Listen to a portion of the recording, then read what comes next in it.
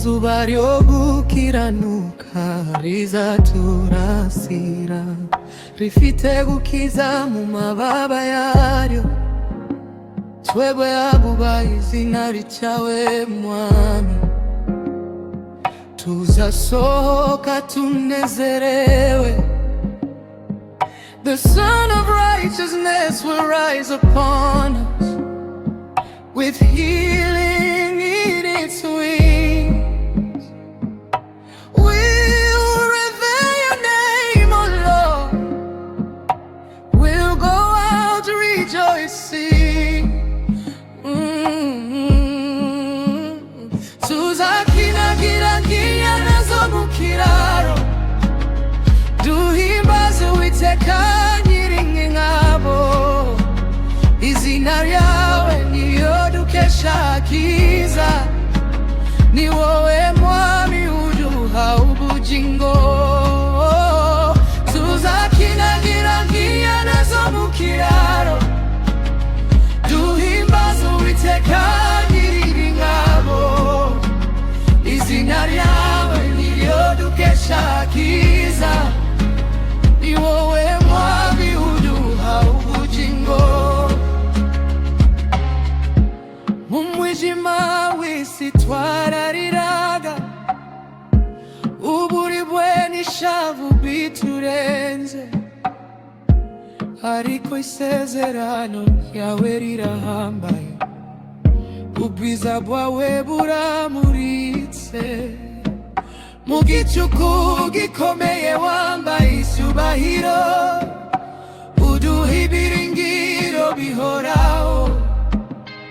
In the darkness of this world we wander, pain and sorrow were all we knew, but your promise is great and everlasting. Your glory has shone upon us. In the darkest midnight you were clothed with majesty, giving us hope that never fades. Tuzacyinagira nazo mu kiraro, duhimbaze Uwiteka Nyiringabo. Izina ryawe niryo dukesha kiza, ni wowe Mwami uduha ubugingo. Tuzacyinagira nazo mu kiraro, duhimbaze Uwiteka Nyiringabo. Izina ryawe niryo dukesha kiza, ni wowe Mwami uduha ubugingo.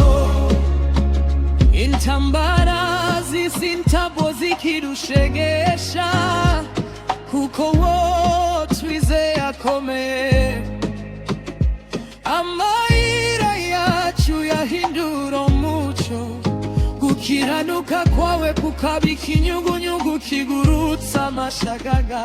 Wankuye mu kigono kayurofya n'icobo, unyicaza mu ntebe y'abami. The battles of this world cannot defeat us, for the one we trust is mighty. You turn our paths into light, your righteousness lifts us like an eagle soaring high. Oh.